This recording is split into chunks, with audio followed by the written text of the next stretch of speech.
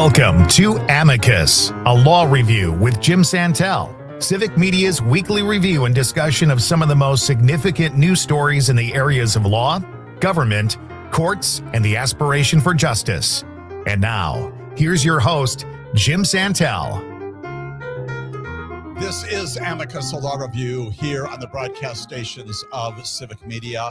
My name is Jim Santelle. I am your host this hour and also next hour on our weekly weekend review, our capping off in connection with all issues related to the rule of law, the administration of justice, and the operation of government here in the state of Wisconsin and throughout our nation and frequently across the globe. Delighted that you have decided to spend some time this weekend in exploration with me of some of the major issues in those areas. You can be a part of our discussion, especially this hour, especially next hour as well, by calling in to the broadcast stations of Civic Media at 855-752-4842. That number once again is 855-752-4842. My wonderful producer, Max, who is with me here in the studio in Racine, will take your phone calls and we'll get you on the air so that you can articulate your question, your comment, your perspective, your inquiry about the subject matter of our radio broadcast this weekend. And as always, we've got a lot. It is chock full of significant events from just this past week. We're also going to be looking a little bit into the future, identifying some of those major rule of law circumstances and occurrences likely to happen in the future history of America. Let me tell you a little bit more about our agenda, our syllabus this weekend here on Amicus, a law review. We're going to begin by revisiting a common feature, reaffirming once again the basic theory that animates a lot of our discussion, which is that federal district court judges, federal trial court judges, there are 93 districts around the country and in our national territories, and they are populated in part by federal trial court judges. These are federal judges nominated by presidents. They're confirmed by the United States Senate, and they're the ones you appear in front of when you are trying cases in the first impression. At the first stage of litigation, they're the ones who oversee the litigation, and that's why very frequently they will enter what are called preliminary injunctions, temporary restraining orders to keep things in place while the trials can go ahead. And this past week, we have had more actions by those federal trial judges around the country. Many of them, I'm selecting just 3 of them to give you a sampling once again of this notion that it is the federal trial courts around the country, and yes, to some extent, the appeals courts. Those are the courts above the trial courts to which you appeal your decisions. But the federal trial judges are the ones who are the bastions of our republic. They're the ones who are providing the safeguards against our attacks on democracy. I'm going to give you 3 examples of that just this past week from 3 different judges. One of them from Massachusetts, we've heard about him before, having to do with vaccines, dealing a blow to our Secretary of Health and Human Services administration generally when it comes to virtually all of its recent decisions. And by recent, I mean over the past 13, 14 months or so. Related to what? Related to vaccines, pushing back on what our secretary has attempted to do, and also telling him along the way that you got to rely on science. You've got to rely upon the people who know what they're talking about when you're making these decisions to curb back, to roll back decisions and standards and touchstones when it comes to the administration of vaccines in America. We'll tell you exactly what that particular federal trial judge did just this past week to tell the administration of this present government, you can't do what you're doing. There is a second case we're also going to be looking at, another federal judge, this one in Washington, D.C., also telling the administration that it cannot do something that it has done, and that is restrict journalists, reporters from covering the Pentagon. The Department of, yes, it's still called the Department of Defense. And as you may well know, our Secretary of Defense not too long ago issued some edicts requiring that reporters, if they are to continue to cover events in our military there in the Pentagon, right across the river from Washington, D.C., and Virginia, if they're going to continue to be in that venue covering our United States military, they have to comply with certain restrictions and limitations on the nature of what they do. Many of them said no, they walked out. A federal judge just this past week has said, no, you can't do that. That's a violation of the First Amendment. We'll talk about what that judge has said, what he didn't do, and what its meaning is for the future of coverage of our military. But beyond that, the First Amendment, when it comes to reporters and journalism in America, what that means. Then we're going to talk about a third case, this one seemingly less significant given the magnitude of those other issues, but this having to do with, once again, the John F. Kennedy Center for the Performing Arts, right there on the banks of the Potomac River, on the other side, if you will, this side, the Washington, D.C. side of the river. And in particular, we're going to be focusing on what a judge said about the entitlement of a legislatively designated representative on this very infamous now board that is making major decisions about the administration of the Kennedy Center, what's going to be happening there. We recall just this past week that the director has resigned, the board making all kinds of decisions, including recently to bring the operation of the Kennedy Center to a close for 2 years, while certain renovations, not yet clear, but announced by the president, are going to be undertaken. We'll talk about what a federal judge said in establishing, reaffirming the obligation, the prerogative, the possibility, and the position of a United States representative who is previously designated by the Speaker of the House to serve on that board. She has basically been excluded from a lot of those conversations, or at least her voice has been muffled.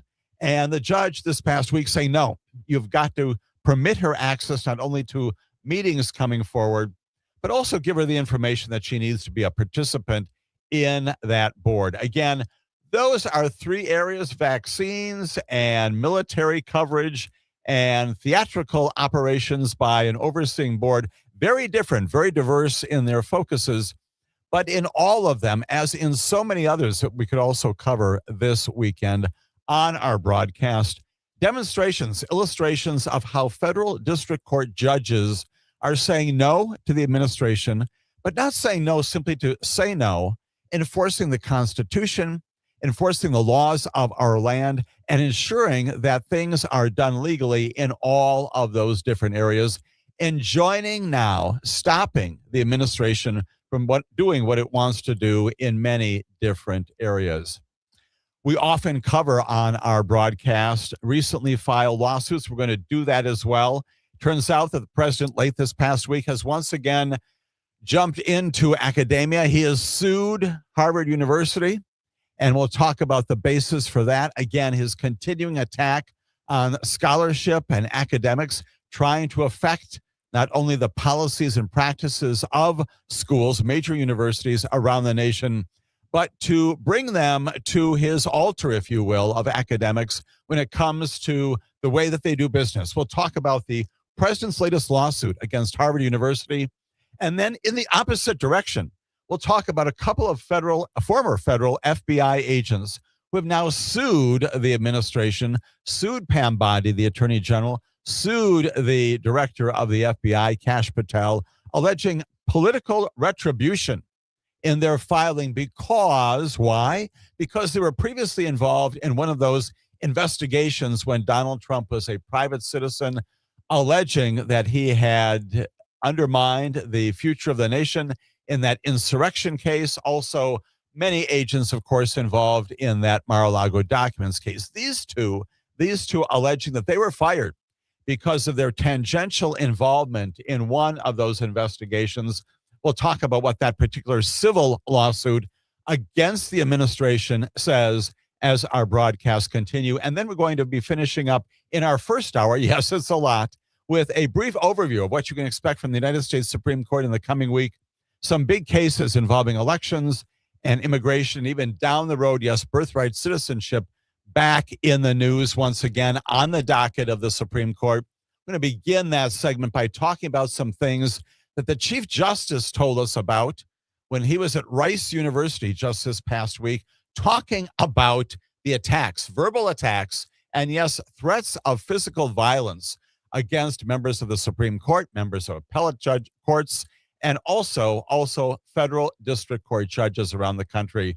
We'll hear exactly what it is that Chief Justice John Roberts is bemoaning, a not so veiled attack on what the President of the United States of America has said about members of the Supreme Court and indeed other federal judges when they issue opinions with which he is not in agreement. We'll talk all about that in our first hour. Our second hour, stay tuned for it. It's a special hour because we're going to be having a very special guest. She's been here before on the broadcast. Her name is Kristin Hansen. She is the president of Blue Sky Waukesha.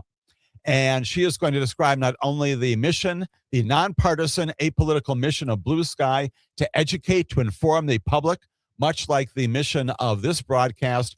And we're going to spend most of the second hour talking with Kristin, quizzing her about the upcoming elections here in April, in August, and November of this year. Who's running? What are we going to see on those ballots? What are we going to be doing with respect to in-person and early voting, absentee balloting? And we'll talk about elections generally from the perspective of Kristin Hansen, who's going to be here also taking your phone calls as we do throughout both hours on how it is you vote, how it is you register, what you need at a time when the nation is much consumed with debate in Washington, D.C. and in states around the nation about voting and the qualifications for it. As we know, once again, there really is no such thing as voter fraud in America. The instances of it are few and far between. We'll reaffirm that at the start of our time with Kristin. But we're also going to talk at the end of the second hour about this thing called the SAVE Act and why it is important that all of us be focused on it. It has not yet passed the United States Congress. Unlikely it will, at least in its present iteration. But you should know that, according to my count, a handful of states, 3 have already passed iterations of it. 3 others are looking at it. And it seeks to restrict the ways in which legitimate, qualified voters can vote. It suppresses the privilege of voting, especially when it comes to people who can no longer establish what their name was at the time of their birth. That affects, as you can well imagine, a lot of people in America, including especially women who may have changed their names upon their weddings, their marriages, and taken the names of partners, spouses, husbands, wives. And when they do that, plainly their official name changes. It may no longer be the name that is on their birth certificate. Therefore, the law, at least the proposed law, requiring proof of who they are beyond the identification of them, say, for example, in a driver's license. We'll talk about what the SAVE Act could mean if it is passed in the immediate future, in the long-term future, or if it's passed by one of the many states in the nation, considering likewise restrictions on the proof that you need to show who you are, where you live, where your residence is, why it is you're entitled to vote, limitations on that, all of that coming up in the second hour here on Amicus, a Law Review. Stay with us for all of that and much more.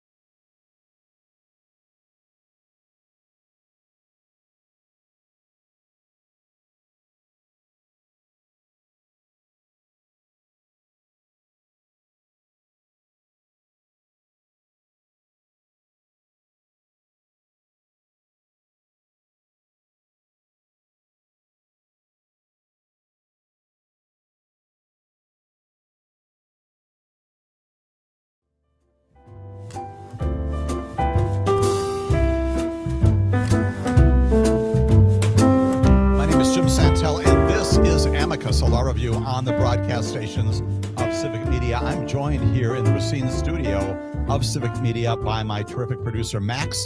And together we're taking your phone calls at 855-752-4842. That number once again is 855-752-4842. Be a part of our discussion, our exploration, our exposition of some of these major issues in the area of rule of law, the administration of justice, the operation of government. We're going to jump right into that. And we're going to begin, as we often do, by focusing on federal district court judges. They are the guardrails in America.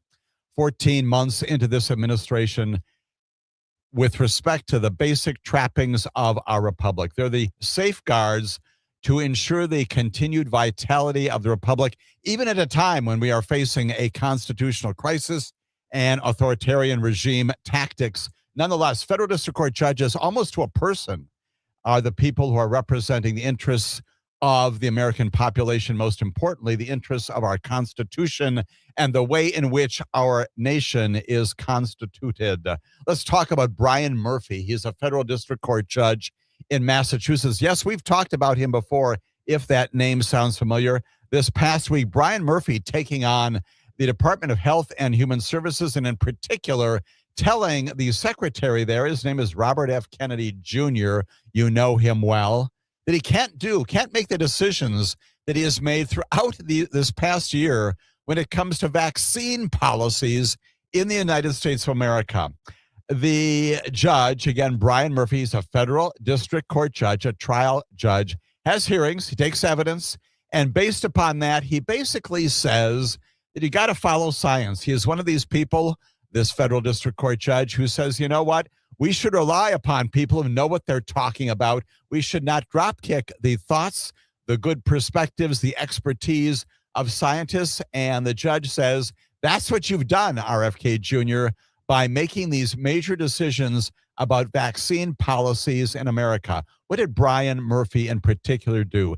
He throws this roadblock in the way of what RFK Jr. and the administration want to do by saying that the government cannot implement a whole panoply of decisions on vaccines. The ruling also reverses, at least for the time being, something else that was accomplished by the secretary in the summer of last year. You may recall this well, that in June of last year, Secretary Kennedy fired 17 previous members of something called the Advisory Committee for Immunization Practices. That's the ACIP.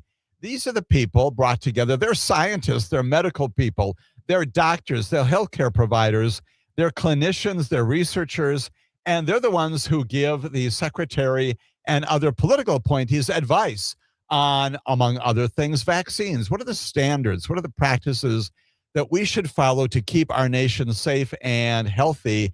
Kennedy fired all 17 previous members of that vaccine committee and selected new panelists.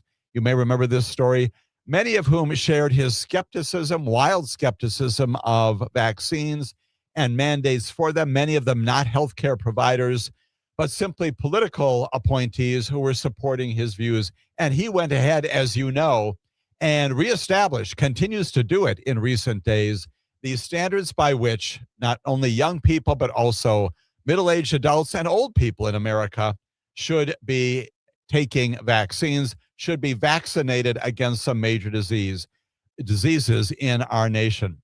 The decision by the federal district court judge, again, brings, at least for the moment, a halt to these major changes. Those changes including cutting down the number of diseases covered by routine immunization standards. In other words, the agency is saying this is what you should get. This is how you should be vaccinated when you're young, when you're middle-aged, when you're older. And also restrictions with respect to COVID vaccine access. And those, of course, were two sort of key pillars of Kennedy's standards, his agenda at HHS. Decision by Brian Murphy, noting that the vaccine committee has historically made decisions through careful review of scientific evidence, he wrote, a method scientific in nature and codified into law through procedural requirements. That's what the judge wrote. But he added, unfortunately, the government has disregarded those methods and thereby undermine the integrity of its actions.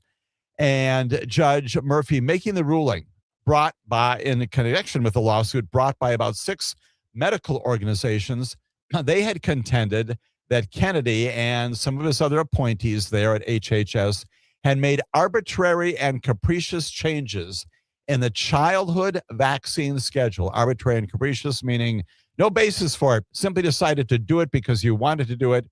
And they alleged that the agency, the department, had bypassed those careful and evidence-based practices that in the past had underpinned these scientific recommendations. That was the basis of the lawsuit. The judge agreed with them just this past week and writes along the way that only 6 of the 15 panelists appear to have any meaningful experience in anything related to vaccines, which is the very nature of this committee that has now been decimated. In a hearing earlier before the particular decision of just this past week, the lawyer for the Trump administration had argued that all these decisions by the secretary are unreviewable, absolute authority to make vaccine policies.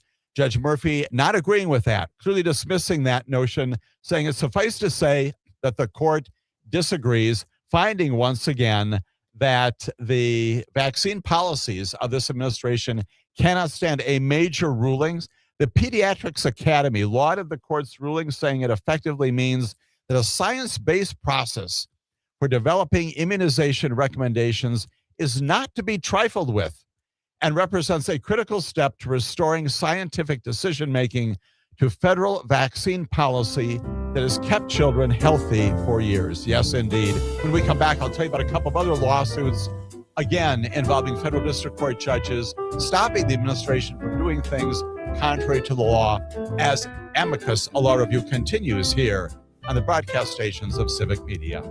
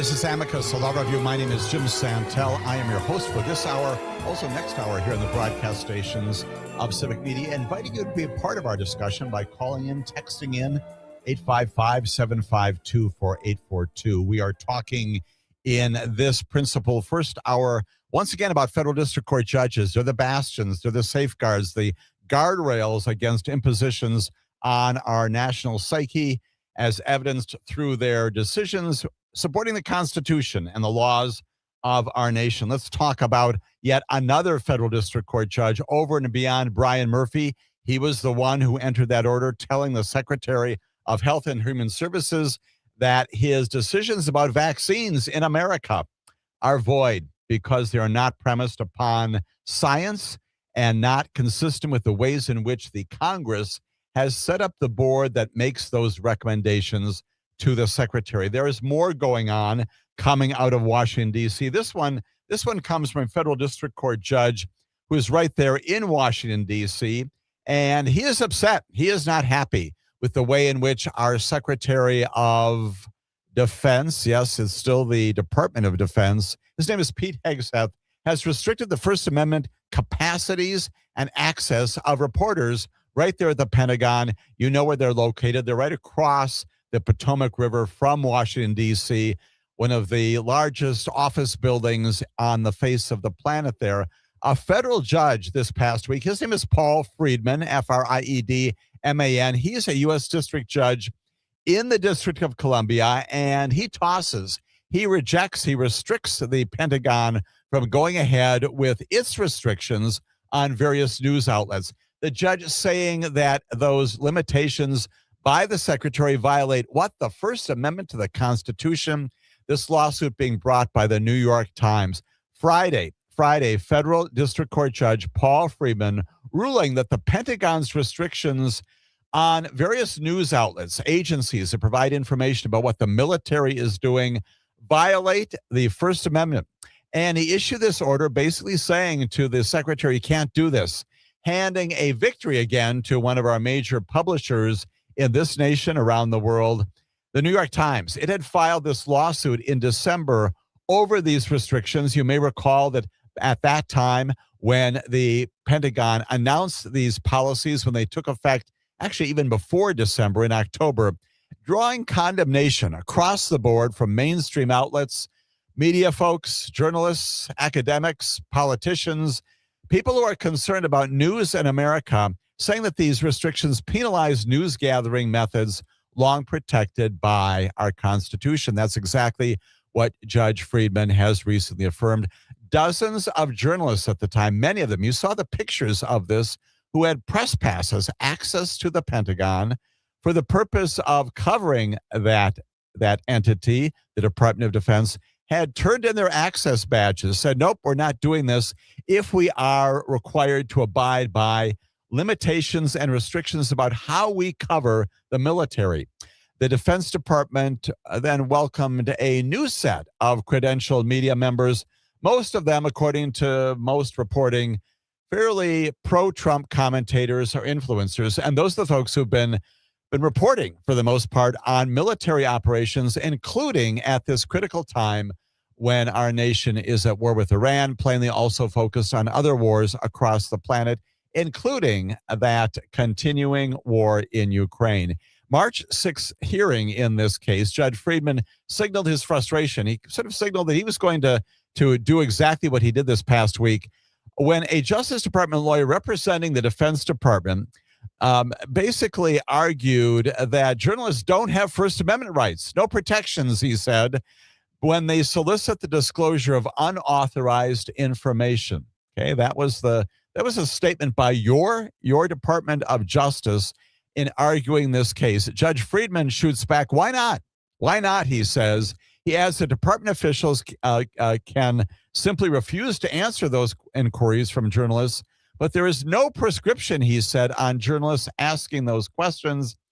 The judge at that time also appearing skeptical of a provision in this policy, again, declared by Pete Hegseth, declaring off limits certain journalistic tip requests. Although the Pentagon drew a bright line delimiting prohibited tip requests from problematic ones, distinguishing one from the other. Judge Friedman nonetheless said, I don't understand that argument. I hope the government can explain it. Well, according to Judge Friedman, they never did. And so this past week, Judge Friedman says those restrictions on journalists can no longer stand.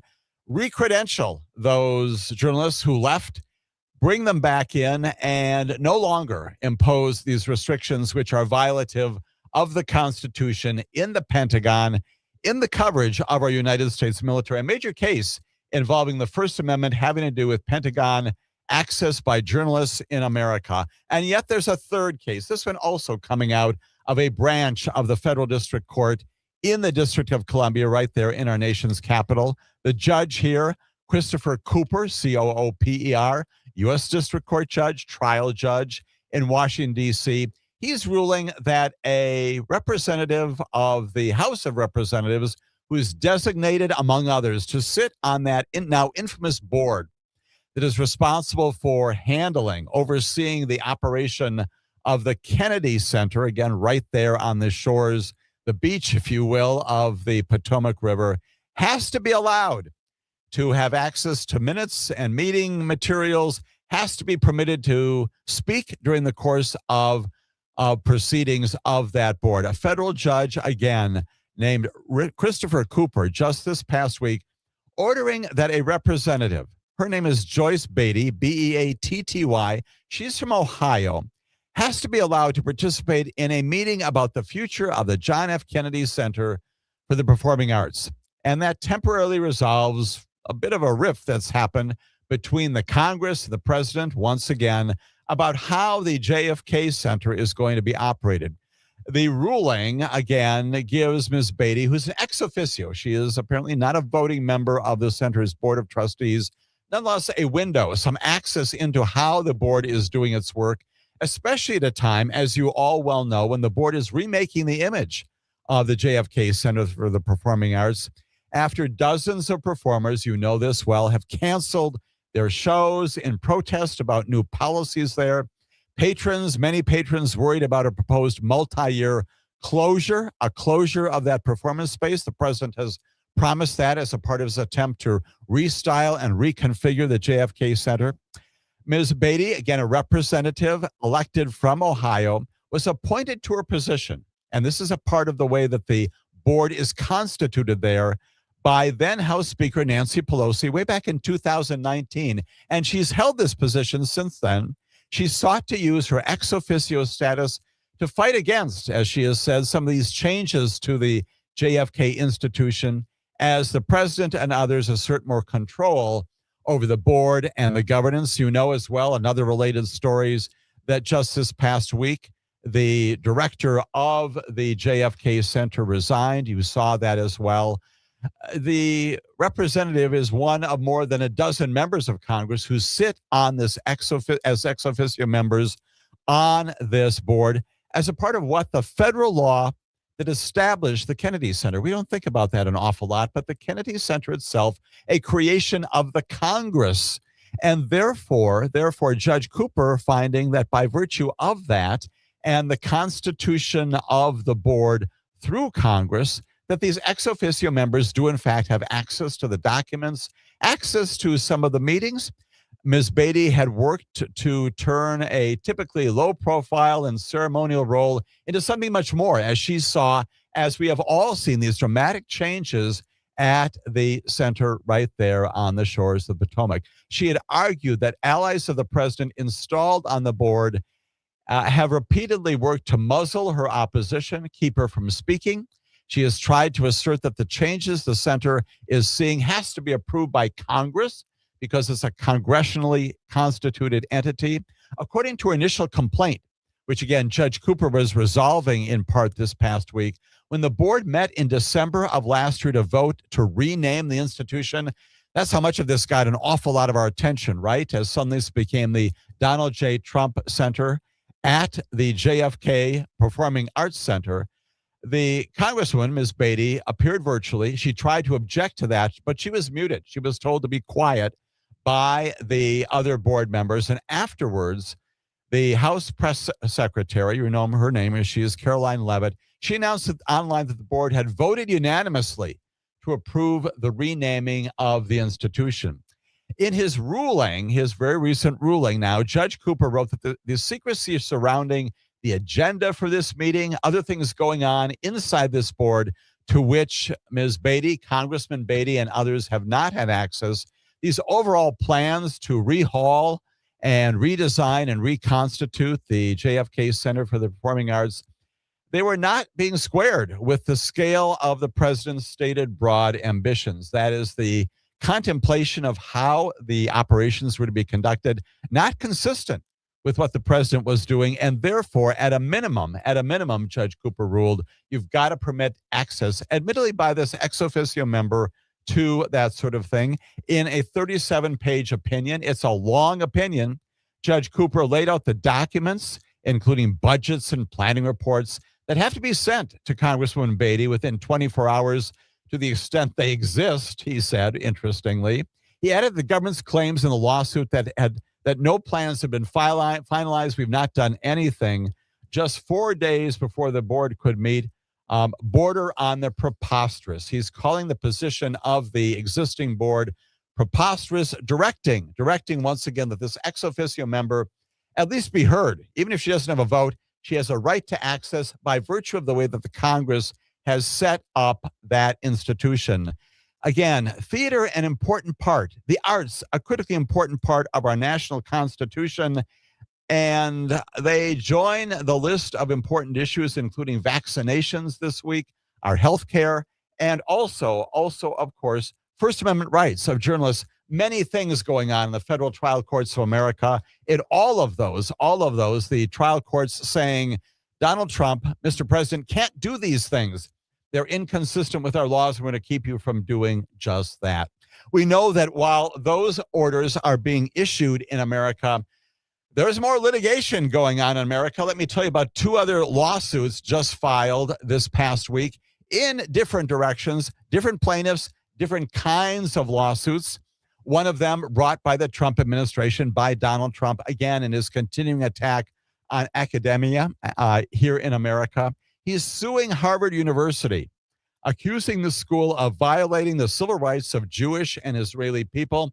This plainly, unmistakably, as you can figure out, a continuation, even an escalation of Donald Trump's year-long animosity toward his clash with major universities, including those of the Ivy League. The administration has spent months, as you well know, investigating Harvard, trying to force a settlement on the university involving DEI practices. And the lawsuit on Friday, more than 6 months after a judge blocked the administration's push to strip Harvard of federal research funding, you recall we talked about that on this very broadcast, represents a new threat to the nation's wealthiest university and a threat to all colleges and universities around the country as the president again attempts to use litigation to bring those universities into his views. And when we come back, I'll tell you about another piece of legislation, and then we'll talk a little bit more about the United States Supreme Court as our first hour goes into our second hour. Stay with us here on Amicus, a law review.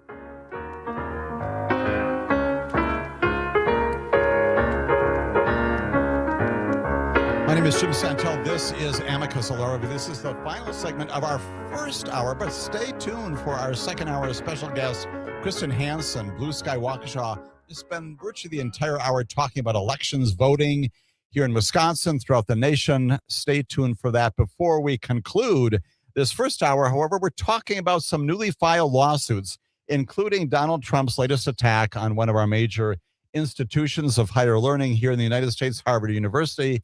Trump administration suing Harvard University in the federal district court in Boston. Yes, that's the same court in which Judge Brian Murphy sits. He's the one who entered that major vaccination order just this past week. Trump administration suing Harvard University, alleging that Harvard has, quote, turned a blind eye to anti-Semitism and discrimination against Jews and Israelis. And you may recall well that this has been a source of continued sparring between universities and the president for much of his first term in office. The lawsuit says the United States cannot and will not tolerate these failures and brings this action to compel Harvard to comply with Title VI and recover billions of dollars of taxpayer subsidies awarded to a discriminatory institution.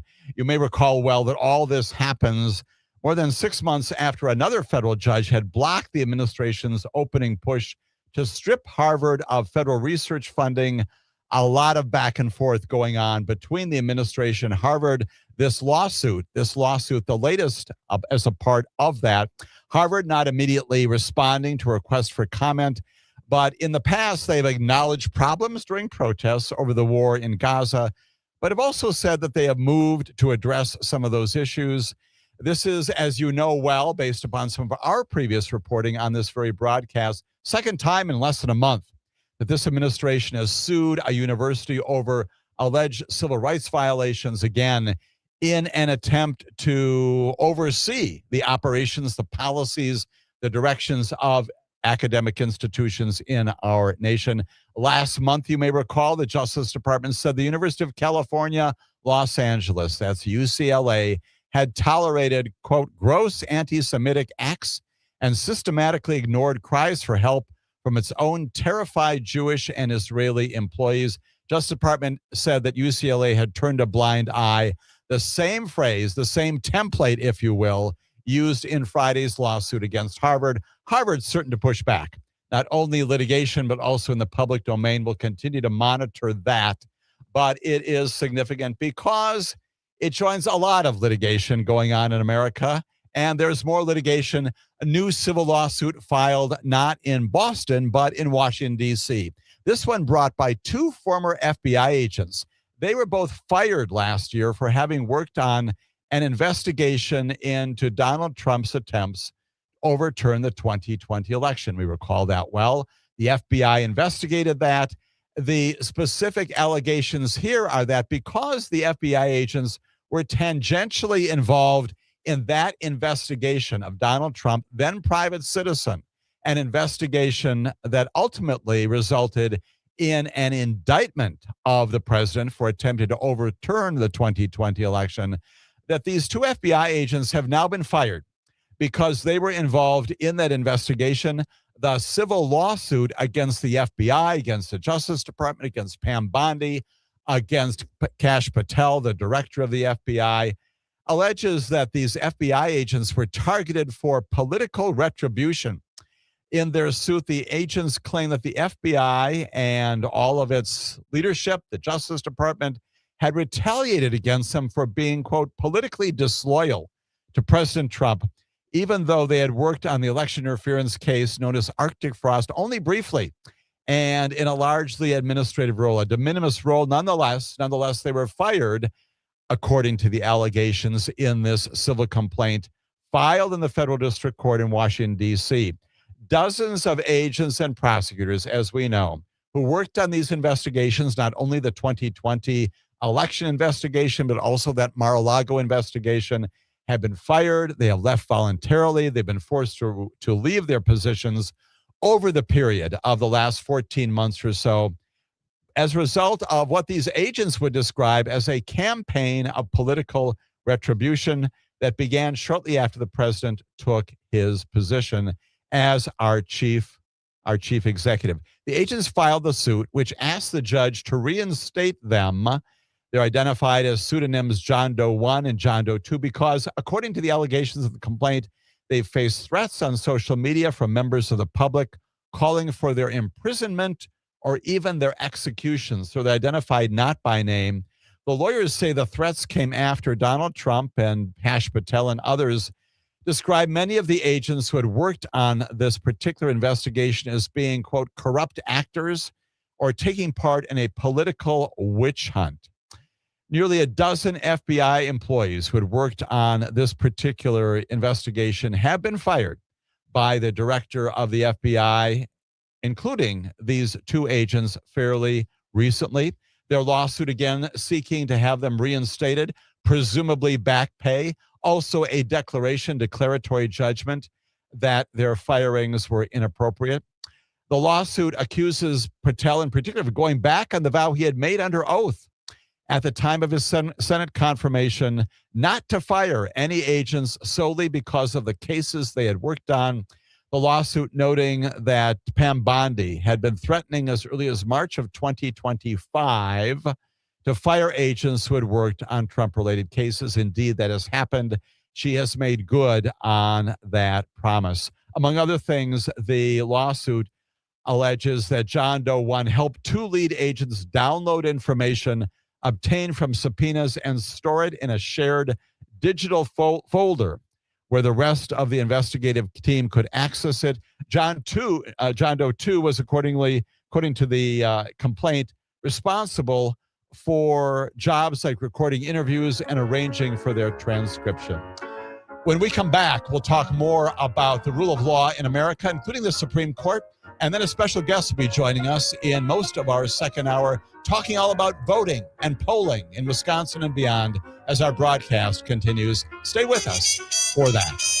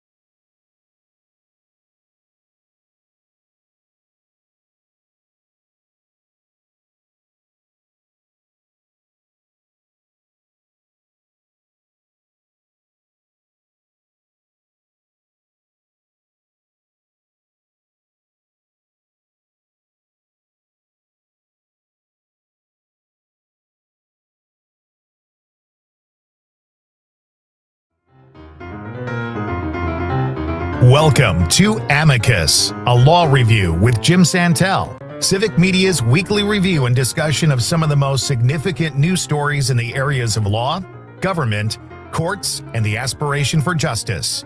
And now, here's your host, Jim Santelle. This is Amicus, a law review. My name is Jim Santelle. This is the second hour of our weekly weekend broadcast. All things rule of law related, operation of government related, justice related here on our weekly weekend broadcast.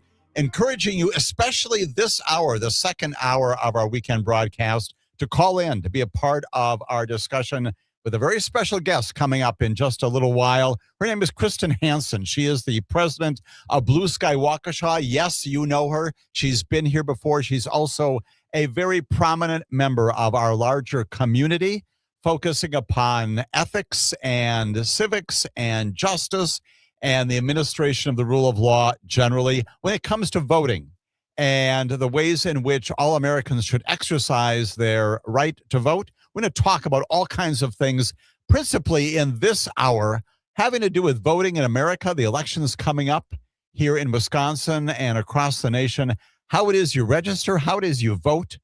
What are the specific things we should know as we begin to go into election season? And yes, I'm going to talk about some legislation that's being proposed that may change dramatically, if it is one day passed, the ways in which you can get access to the polls. We'll talk about all of that in just a few moments with Kristin Hansen, my friend, our special guest here on Amicus, a law review, bringing insight and information and direction, helpful information as we go into election season 2026. Before we get to that, an appropriate segue, once again, the United States Supreme Court. No broadcast of Amicus would be complete without some reference to the highest court in our land. And in fact, much in the news again, just this past week, the Chief Justice, John Roberts, denouncing this past week personal attacks aimed at justices and judges around the country. He's calling them dangerous.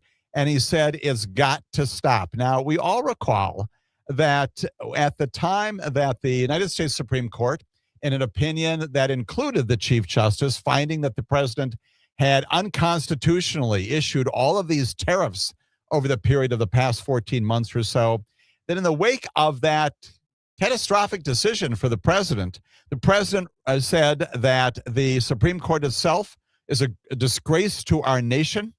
The opinion that was written by the Chief Justice, also joined in by Neil Gorsuch, Amy Coney Barrett, two of the president's nominees to the court. He called them an embarrassment to their families because of their votes. All of that the subject of an open public discussion with the chief judge at Rice University just this past week. The comments are part of a wide-ranging conversation there at the university, in which the Chief Justice is saying, basically, I've had enough.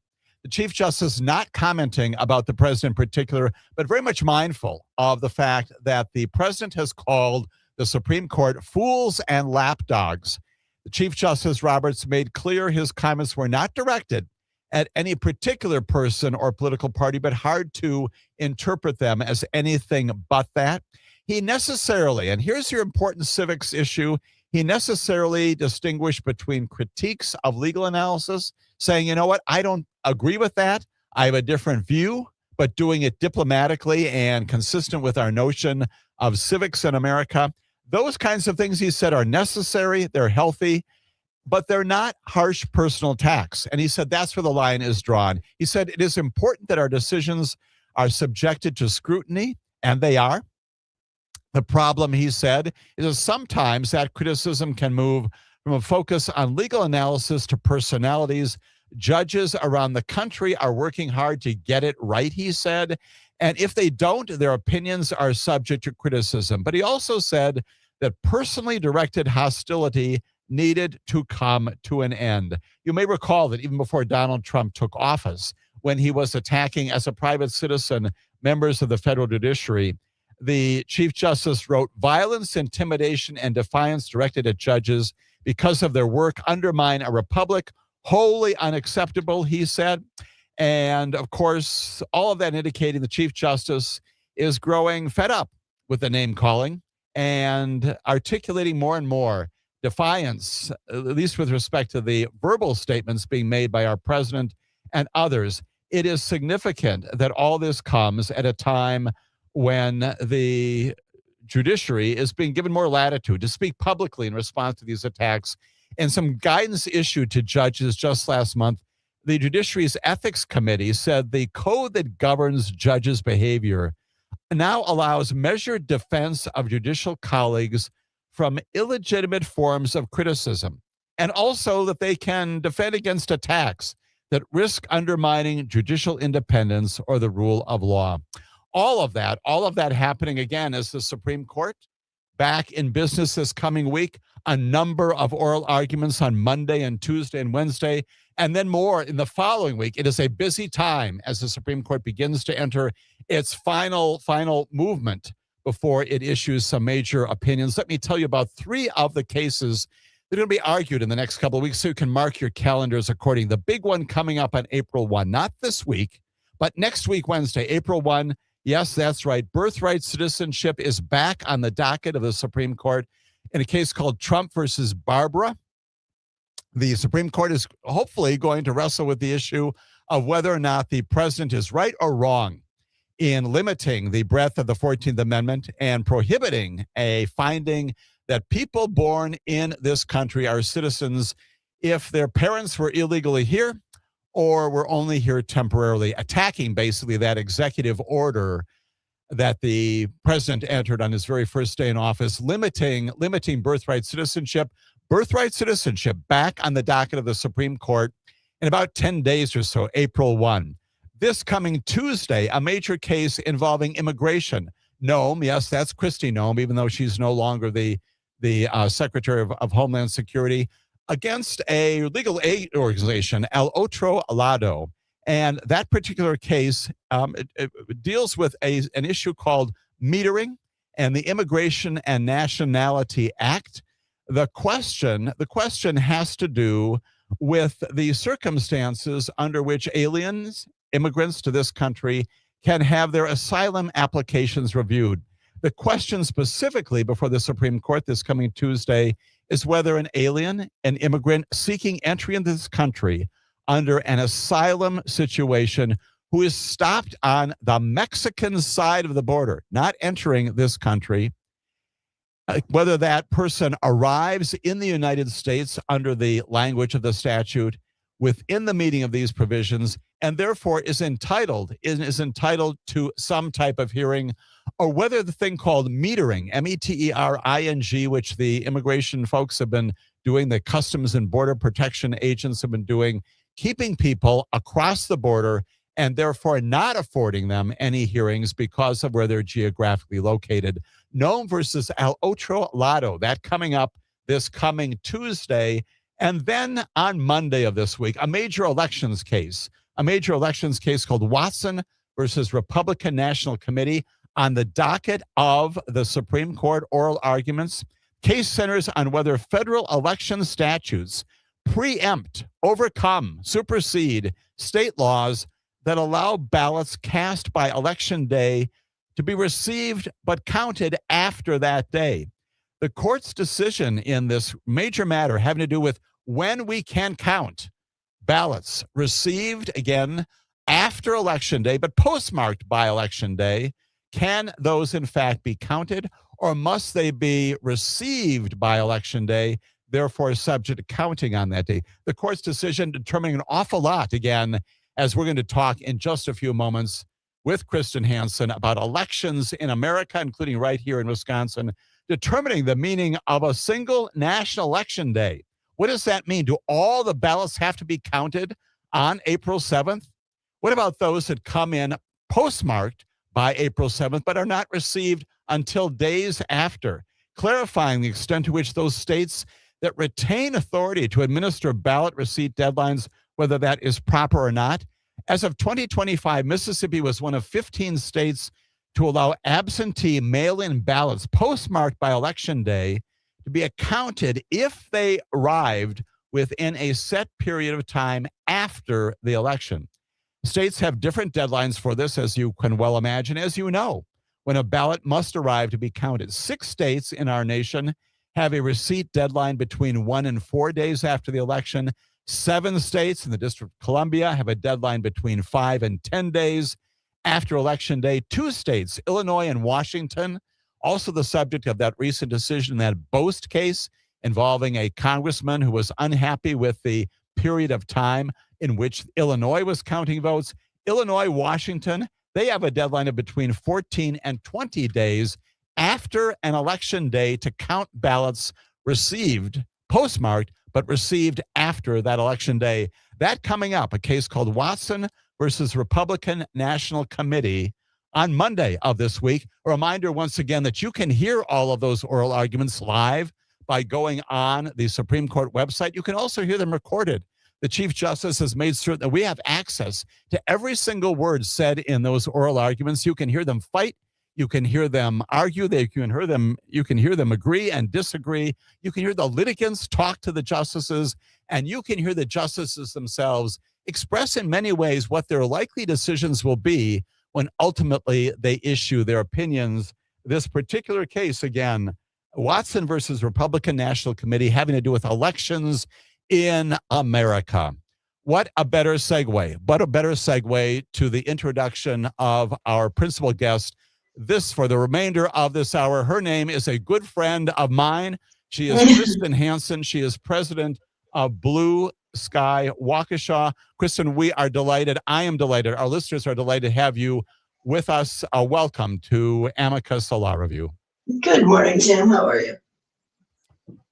Kristin, okay? I'm very, very pleased to have you with me. We're going to spend most of our hour here, beginning a little bit this segment, but mostly in the next segment and those that follow it, talking with Kristin all about what Blue Sky Waukesha does, and then also talking about elections here in the state of Wisconsin and throughout our nation.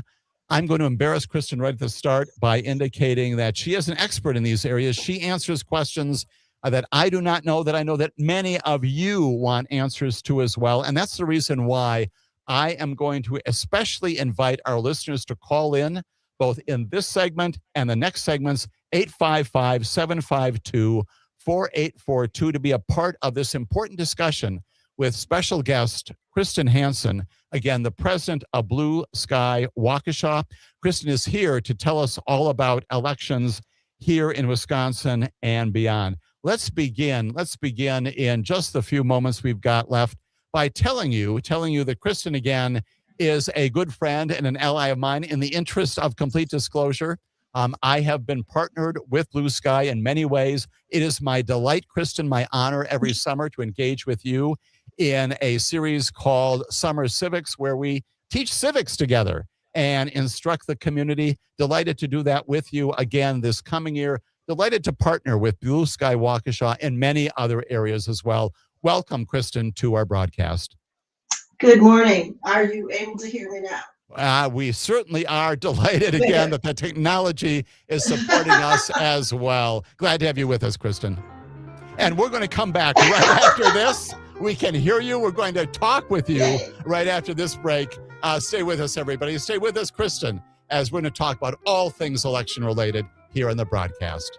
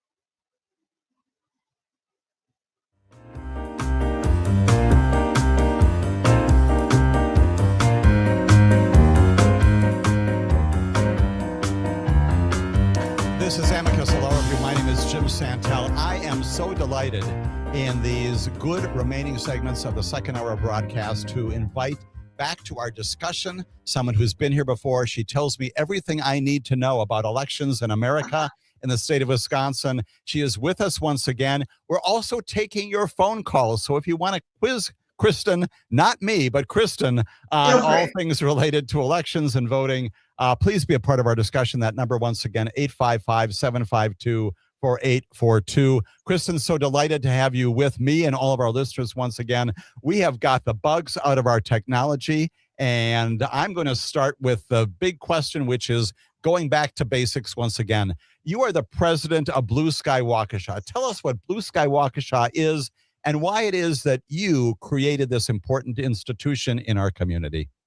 Well, I created this institution 7 years ago now, about spring elections. That was, which is what we're in the middle of right now, because there isn't a lot of information about candidates available in spring elections, especially in Waukesha County. A lot of these smaller communities, people will put their name on a ballot and then do nothing. They don't have a Facebook page. They don't have a campaign website. They may not even be doing doors. So I thought I need to be able to tell people as best I can who might be the right choice in these races. And that's what started the whole thing. I also have a passion for voting rights and social justice and civil rights, civil liberties. And I noticed that even though Waukesha County is the third largest county by population in this state, and has the third largest number of voters, unlike Milwaukee and Dane County, there was no organization outside of political parties that focused just on voting engagement in Waukesha County. So we created Blue Sky Waukesha, and we do, the majority of what we do is exactly what you said: civics, voting rights, civil rights, straight up nonpartisan voter engagement. The smaller portion of what we do is we do make recommendations on candidates, and people can see those recommendations on our website, along with just straight up voter information. How do you, if you want to use a mail-in ballot, how do you get one? Where's my polling place? Can I check my voter registration? All of that great stuff. So we are just really happy to engage voters in this county. Great public service, right, Kristin? Again, the civics portion of it, hugely important, and filling some gaps where people need to know how it is they vote, right? I have an announcement. You're Please. Hearing it here first. In addition to the summer civics programs that we've been doing, I think, for 4 years now with you, so if you live in the general Waukesha area, you can look at our website in the coming several weeks and learn how to sign up for summer civics classes with Jim Santelle. But also, we're starting a new thing called Connecting the Dots, where on all of our social media channels, we're going to show you how the things that you will be voting on, the races you'll be voting on in the fall, have to do with the Constitution and civics, so people can be very educated voters. Terrific. It's called Connecting the Dots. That's Connecting the initiative. The dots.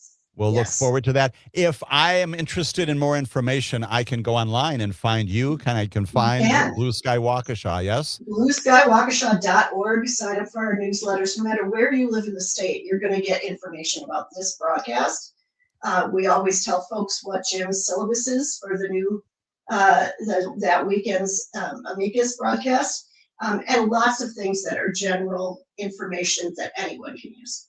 Absolutely. The geography is broad, the information very important. So let's get right into it, my friend. I understand that there are 3 elections coming up in the state of Wisconsin in April and August and November. Here's a question that could probably consume about an hour of time. Why do we have 3 elections coming up? What's happening on those 3 different dates here in Wisconsin? April 7th, couple of weeks, is our spring elections, judicial elections, Supreme Court, very important, and all those local elections. Go to myvote.wi.gov and press check my ballot. You will be able to see all of the things you're going to be voting on in April. Then in August, we have a primary to see who's going to be on that big important ballot on November 3rd. Huge election, August 11th. I know it seems like a weird time to be having an election in the dead of summer, but this is how we're going to narrow down who's running for governor. and who's running for all these other important races on a statewide level, the legislature, and all of the top leadership positions in the state. And then we've got that thing called the November election, sometimes called the midterms, but that's a bit of a misnomer, Yeah. right? Right? It is. It is. It's yes, it is between the presidential elections. That's why we call it midterms. But we can. That's when Wisconsin has, not every state, but Wisconsin has all of our statewide elections. Half of the Senate, all of the Assembly, the governor, the lieutenant governor, the secretary of state, the treasurer, and the attorney general. All of those people are getting elected on November 3rd, along with all of our congressmen. So it's a huge election that will affect every corner of the state, and in some cases, the country, because we're talking about the House of Representatives. And let's meld together what you talked about in connection with what Blue Sky Waukesha does with those elections. What kinds of things can we look to Blue Sky Waukesha to deliver in terms of information about voting, even about candidates as well, Yes. in all of those elections? Along with the recommendations and endorsements we'll make, we are going to bring in as many of those candidates as possible to do forums on Zoom and in person. So you can Terrific. find out a lot of good information. Right. And you also do mailings. You're obviously online. When All we can these afford it, we do right, direct right. mail, we do lots of social media. We are on almost every social media channel you can have, except for X. I'm not doing X. Right. But Instagram, TikTok, Facebook, Threads, our website, YouTube, your civics classes will be on YouTube. Across the board. Inform people. Wonderful. When we come back, Kristin Hansen is going to stay with us, informing us more about voting's practical things you need to know. Stay with Kristin and me and Max here on Amicus, a law review.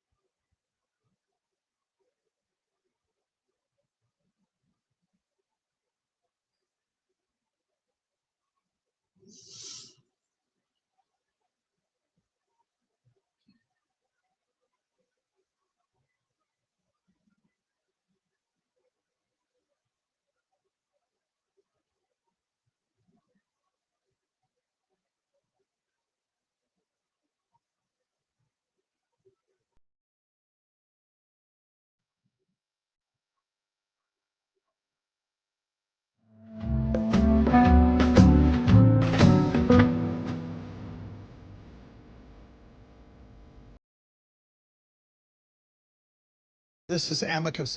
My name is Jim Santelle, and I am delighted to welcome back to our broadcast once again a friend of mine, professionally, personally, a special guest of this show and of Civic Media, who focuses an awful lot of her time, night and day, to civics and to making certain that government in America works, government America in the state of Wisconsin works.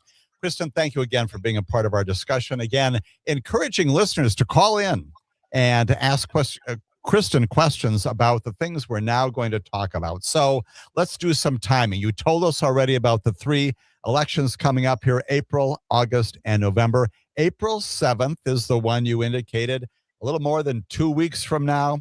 I am sitting at home today and I'm saying, gee, I'm listening to Kristin Hansen. She's telling me about what's going to be generally on the election. And by the way, if I want to find out who's on the ballot in my particular area, where do I go? Where do I find that information? You go to the magic website, myvote.wi.gov is the official website for voting for the state of Wisconsin. It's got everything you need to know to vote, how to register. Sometimes you can register online or change your address or your name online on that website. There's a blackout period right now. So we'll talk about that in a second. But you go there, you find out what's on my ballot. Where is my polling place? What ward am I in? So you make sure you get in the correct line when you go to vote. You find out, can I get a ballot mailed to me? Is it too late? Is there still time to do that? What do I do when I get a ballot in the mail? My husband and our ballots are sitting on the kitchen counter right now. We're going to fill them out. We're going to mail them. I'll be able to track on myvote.wi.gov that my ballot got back to the clerk. So all of this is available at your fingertips on My Vote. I also recommend that when you see that list of people who are running, and in spring elections especially, some of those races are uncontested. You might see only one person running for one position, or 2 people, 2 positions. Decide whether you want to give them a vote or not, but they're going to win, let's face it. But do some research, Google the person, see if they've got a website, see if they've got social media. Go to vote411.org. That's the League of Women Voters website. They gather survey results, social media, websites, everything they can about candidates so that you can read those things and make your choices. If you are someone who shares the values of Blue Sky Waukesha County, you can go to our website. We have recommendations there.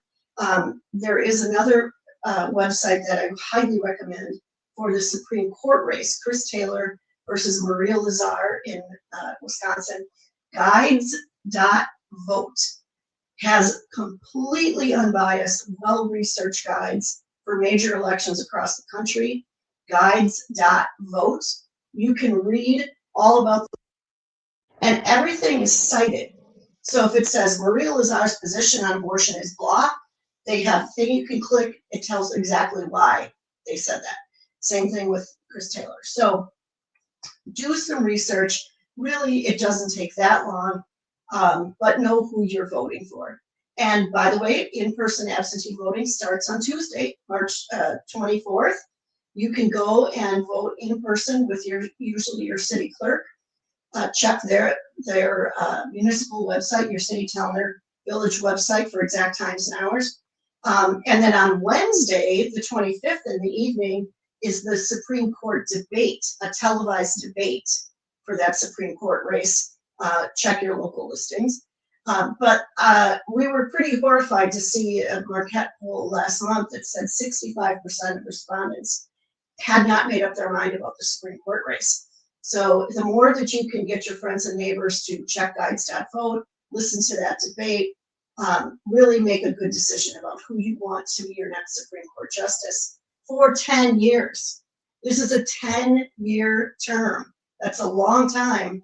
And by the way, not every state gets to elect their Supreme Court representatives. So we should, in Wisconsin, we get to choose who sits on our Supreme Court. Take that position, or that responsibility very seriously, and make a good choice for Supreme Court. A lot of mayoral elections happening. We've got huge mayor races in Waukesha County, Waukesha, Brookfield, Muskego, Oconomowoc, all running, all have going to be choosing mayors in April. So check your ballot and see what's on it. It's important. Lots of basic and important information available online through a number of different entities. So I am sitting at home this weekend. You already made reference to the fact that you and your wonderful spouse have your ballots there on your kitchen counter, but you also made reference to in-person voting. Yes. Tell us more about that. I decide, can I vote before April 7th? Can I go to my polling place and do that? How do I do that? I personally would go to my Waukesha website, the city of Waukesha. It will say, these are our hours for in-person absentee voting. It's usually their office hours. So sometime between 8 and 4:30 or 5 p.m., I'll go in there to my city clerk's office. They will hand you a ballot and an envelope. It's kind of like voting by mail, but you're doing it in person. So you're going to fill out your ballot, you're going to fold it up, you're going to put it in the envelope, and then the person at the clerk's office is your witness. Very, very important. If you're voting by mail or absentee in person, you have to have a witness sign the outside of the envelope along with yourself, and they have to print their name and address. Super important. So you will fold that up. The lady at the counter, it's usually a woman, will sign the envelope for you, and now your ballot is in a secure place waiting until April 7th when it will be counted. None of these ballots are counted ahead of time. It's just a way for you to vote early so that there are fewer people voting on election day, the lines go smoother, and it's obviously very convenient for people. I always say, if you can vote early, vote early. Because you don't know, are you going to be sick on April 7th? Are you going to be unexpectedly out of town? Something's going on, the weather is terrible. Make a plan, look at your calendar, figure out when you can go in and vote early. Different in every municipality, so check your municipal website. Great. So that's one mechanism. You mentioned once again that you've got your ballots sitting there Yes. at home. Talk to us then about absentee balloting and mailing that ballot in, your ballots in. So I'm going to be honest. Now what day is it? It's the 21st. If you want to go on today, maybe Monday, maybe Tuesday, and say, mail me a ballot, you can do that. But remember, the U.S. mail is not what it used to be. So your clerk, your local clerk, is going to pop a ballot in the mail to you. You will get it, and then you have to return it to them, either by mail or in a drop box. The municipality uses drop boxes, or bring it back to the clerk's office. Here's my other, so you can still do that technically. I can still make that request as late as maybe Monday or so, but we're getting a little bit tight on time. Yeah. Legally, you can make that request until the Thursday before the election. I do not recommend that. But the other thing you could do is you can go in now and request ballots for August and November. I always go in January and collect and request ballots for the whole year, and then you're done, and you don't need to do that again. The first time you request a ballot online, you have to upload a copy of your ID, your driver's license or your Wisconsin ID. You can only use that system if you have a Wisconsin driver's license or a Wisconsin ID card. If you do not have one of those, then you need to go in person to your clerk. And you can register to vote during the early voting period, or of course in Wisconsin, you can register to vote on election day at the polling place. Good old myvote.wi.gov will tell you what documents you need to bring with you to do that in person. Right. We are so lucky in this state that we have in-person absentee voting for 2 weeks, and we have day of voter registration. So even if you're saying to yourself, I didn't think this was that important of a race, but I think it is. I'm going to run in there and register to vote and vote today. You can do that. In many states, you have to be registered to vote for weeks ahead of time. So, Very in good. Wisconsin. And so, again, using you and your spouse as an example, if you are, you do have your absentee ballots there at your home, you've gotten them in a timely fashion. You identified some of this already. Tell us what kinds of things we should be especially attentive to in filling out that ballot before you're submitting it, mailing it in to the clerk's office. Use a black pen. Don't fool around with colored pens. They are not going to go through the machine. You fill it out carefully. You're filling in a little circle. Make sure you do that neatly. If there are errant marks, like you set your coffee cup on your ballot and now there's a circle there, you're going to get kicked out of the machine. So if you do something like that, bring your ballot back to your clerk and she'll give you a fresh one. But make sure it's very clear. It's very, you don't vote for more people than it says you can vote for. Again, your ballot will get rejected. If it says vote for no more than 3 people for school board, for example, if you vote for 4, ballot gets kicked out. So follow the instructions really carefully. And then on the outside of the envelope, again, you're going to sign it. It's all highlighted in yellow. You're going to sign it, and then you're going to have a witness who is also 18 years old and eligible to vote. You're going to have a witness sign it, write their name, write their full address, and then you can pop it back in the mail. It comes with postage. You don't have to put a stamp on it. Pop it back in the mail, bring it to a drop box, bring it back to your clerk's office. And you can do that, right? You can physically also deliver that absentee ballot to your clerk's office at any time on or before April 7th. Is that right? Yes. And actually, in Waukesha, I can bring my ballot to my polling place and drop it off there on election day. Not, again, every municipality is different. We're also almost unique that way. Every single municipality in Wisconsin runs their own elections. So some of them do central count. All of the absentee ballots are processed in one location. Some of them, they're all processed at the individual polling places. If they're done at individual polling places, you can look up on myvote.wi.gov and find out where your polling place is and run in there, drop your ballot off, and that on election day. If you have a central count location in your community, though, you have to go to central count. It's different. I would say use a drop box at this point. It's still, if I put my ballot in the mail on Monday, it's going to get there by election day. It's 2 weeks away. But if you're cutting it close, use a drop box or drop it off at your polling place. Very good. So we've got all those possibilities. And then let's talk about the old-fashioned traditional way on election day. It's going to be April 7th. Recently, I wake up, I say, oh my goodness, I didn't follow Kristin's advice about early voting in person, balloting through the mail, but I'm going to go vote. And I have a right to go vote today. Yes. I show up. Tell us once again about this wonderful aspect here in Wisconsin. I can register to vote on the same day of the election itself, and I can actually vote on that day. Is that right? You can. Those are 2 separate lines. First, usually it's 2 separate lines. Get in line to register, and then they let you scoot in front and vote. But if you have electronic poll books, the Badger books we call those, you can get in one line and do both of those things at the same time. Go to myvote.wi.gov to make sure your registration isn't already effective and to see what documents you need to bring. All right. When we come back, we're going to do a little bit more of that practical stuff. And then, Kristin, we're going to talk a little bit about a thing called the SAVE Act. What that means, and hopefully not applicable for any of these elections coming up. But stay with us, everybody, as Kristin Hansen stays with us, answer more of our questions about polling and voting and the franchise, Wisconsin America, here on Amicus, a Law Review.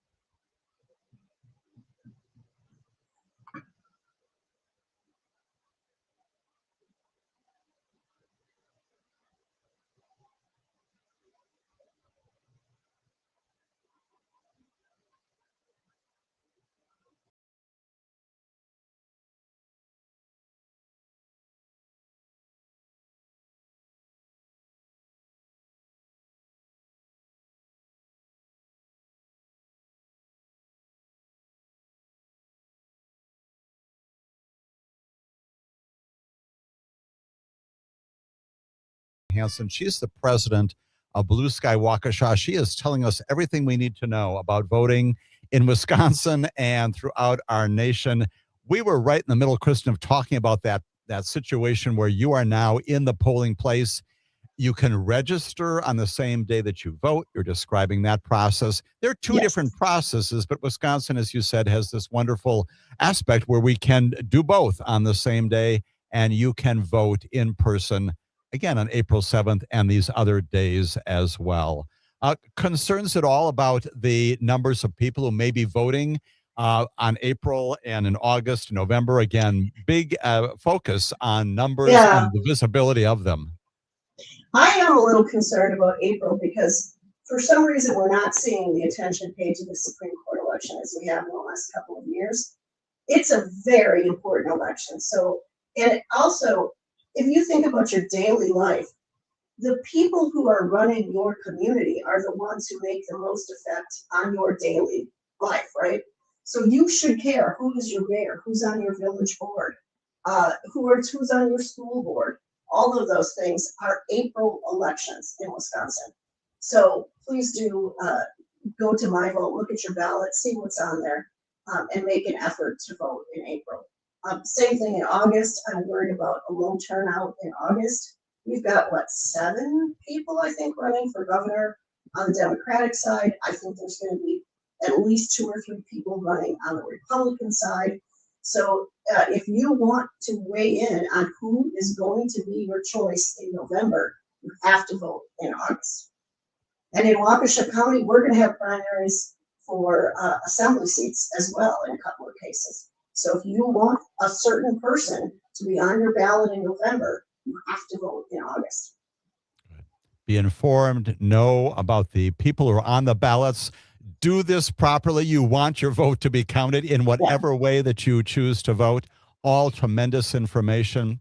And go meet them. These folks often have coffee meetings, or they do forums. They do all kinds of meet and greets. Go meet your candidates and talk. Excellent. Right.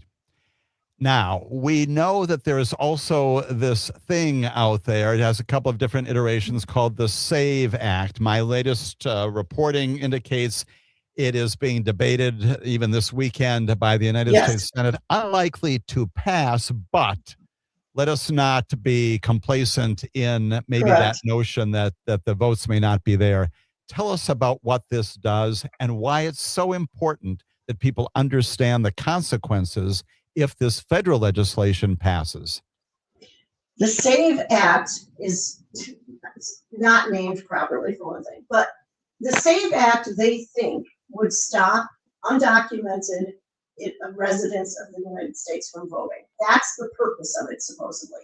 That is a thing that so rarely happens, it's almost invisible.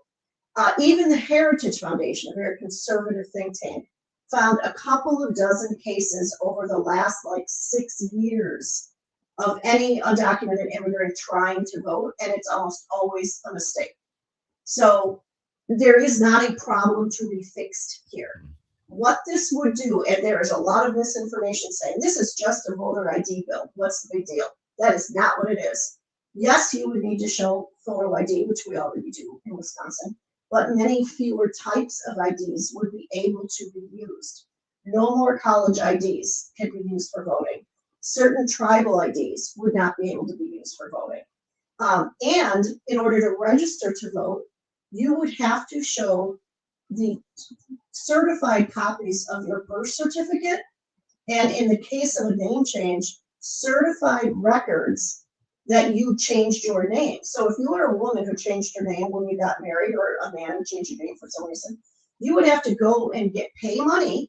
This is a poll tax, which is unconstitutional, to get a certified copy of your birth certificate, name change, divorce certificate, whatever it is, and then bring that with you to register to vote in person.